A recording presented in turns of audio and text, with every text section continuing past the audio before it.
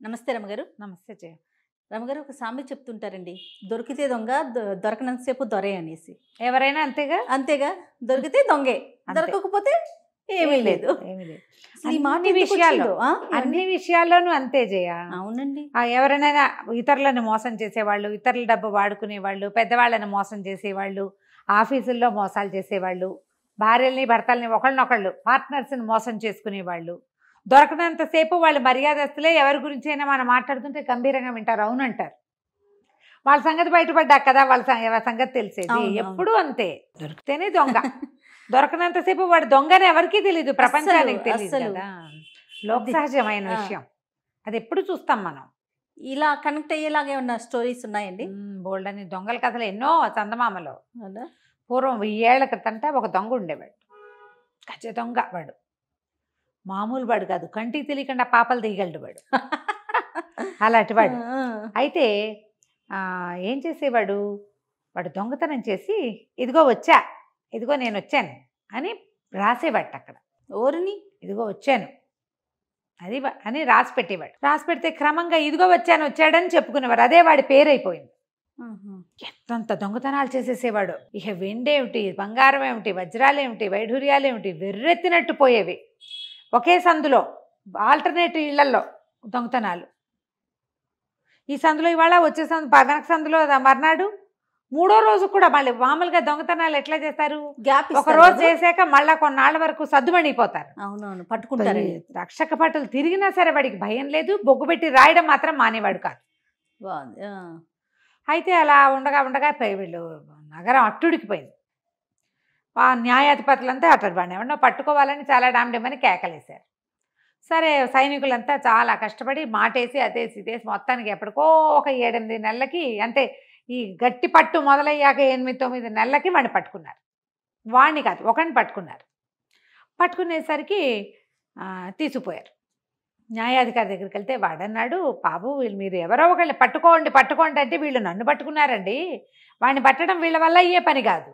ఎవరి వల్ల కాదు, నేనేనని వీళ్ళకి ఎలా తెలుసు? నన్ను దొంగతనం చేస్తుండగా పట్టుకోవాలి, అనుమానితుడిగా పట్టుకున్నారు, నేనేనని మీకు చూపిస్తున్నారు. నేను కాదన్నాడు వాడు.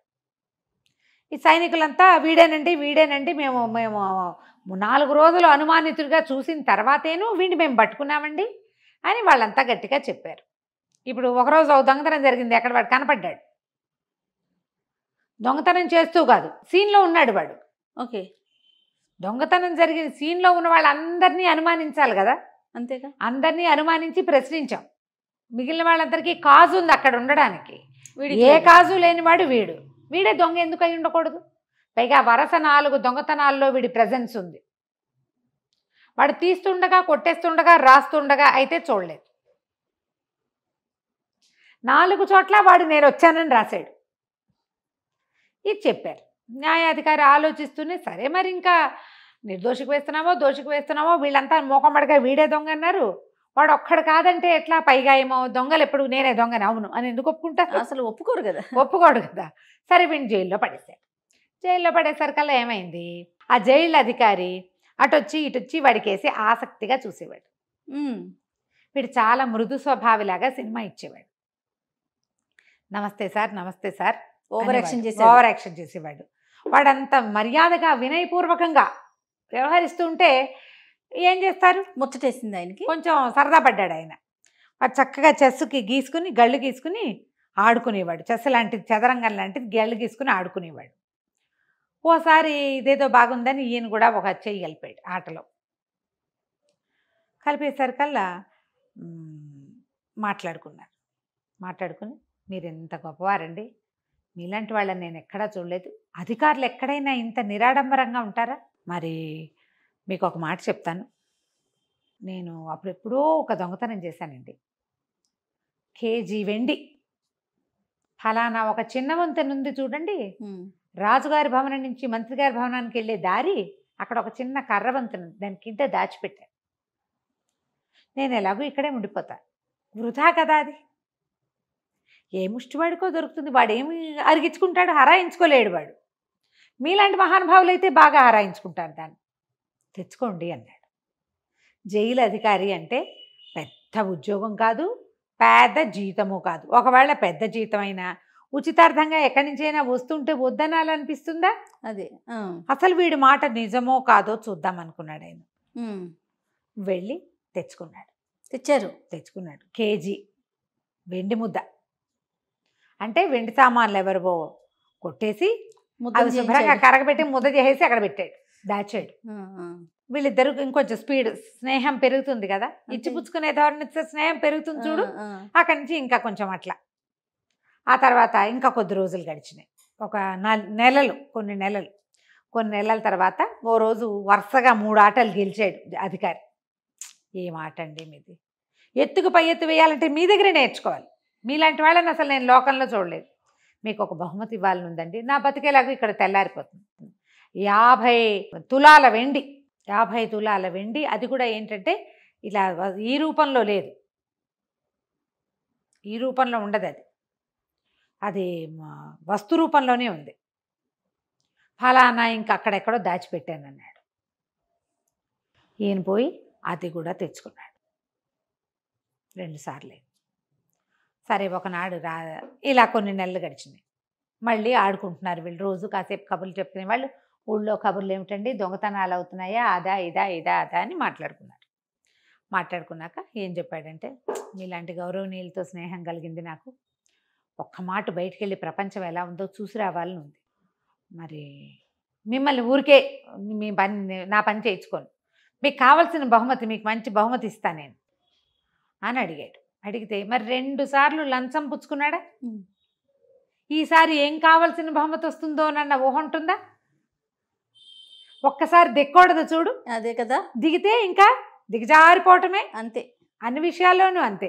ఈయన బాగా ఆలోచించి ఏమన్నాడు, సరే వెళ్ళిరా, నా ఉద్యోగం మీదకి వస్తుంది సుమి, ఉద్యోగమే కాదు నా ప్రాణం మీదకి వస్తుంటే. అయ్యో మీరు ఇంత గొప్పవారు, ఇంత స్నేహితులు, రోజు నాతో చదరంగం ఆడతారు, నేను మిమ్మల్ని ఎందుకు ఇబ్బంది పెడతాను? ఏమీ ఇబ్బంది పెట్టను, నేను వెళ్ళొస్తా అన్నాడు. సరే ఆయన తలుపు తీస్తానన్నాడు. అబ్బే తలుపు తీయించద్దండి, ఎందుకు, నేను ఉన్నానని అనుకోనివ్వండి, నేను లోపలే ఉన్నాను అనుకోనివ్వండి. తలుపులు తీశారనుకో, నేను బయటికి వెళ్ళానని ఎవరికైనా తెలిస్తే మీకు ఉద్యోగానికి ఇబ్బంది అని చెప్పి పైకప్పు తొలగించి వెళ్ళిపోయాడు. ఆ రోజు సాయంకాలం జైలు అధికారి ఎట్లాగూ ఇంకా ఆయనకు సంబంధం లేదు. ఆయన ఇంటికి వెళ్ళిపోయాడు. ఇంటికి వెళ్ళిపోతే రాత్రి 1 గంటకో 2కో వాళ్ళు ఏమండి లేవండి అని కేకేసింది.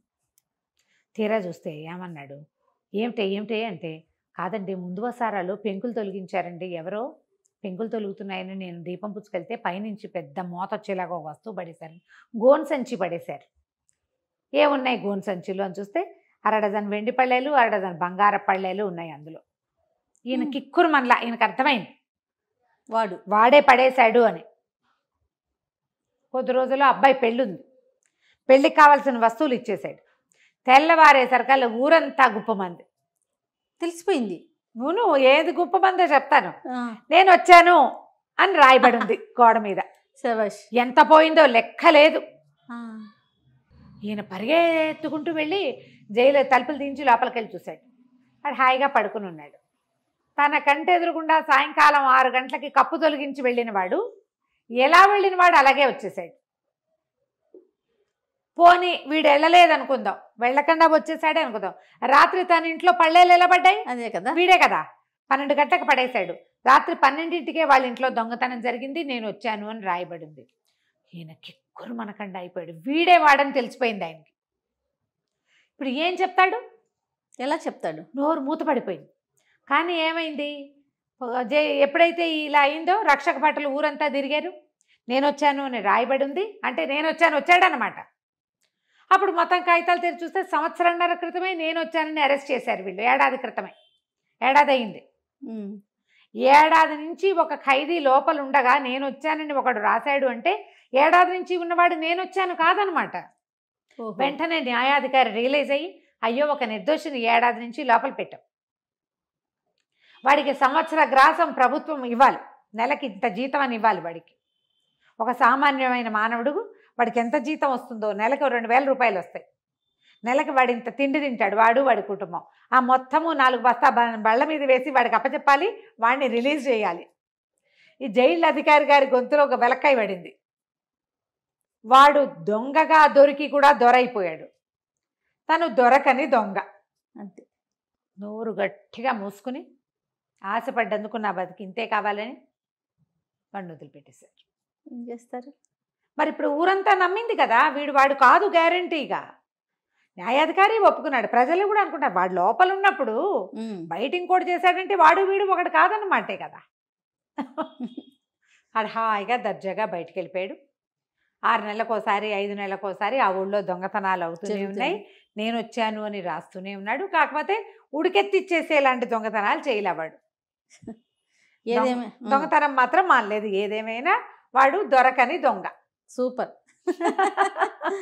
చూసారా, ఒక తప్పుకి సమర్థిస్తే అది ఇంకా జీవితాంతం అది ముందుకు వెళ్తానే ఉంటుంది కదా రమ్మగారు. ఒకదాని తర్వాత ఒకటి లంచం తీసుకోవటము, ఏదైనా ఎమోషనల్ బ్లాక్ మెయిలింగ్కి గురవ్వటం. ఒకసారి కనుక లొంగామంటే లొంగుతూనే ఉంటాం.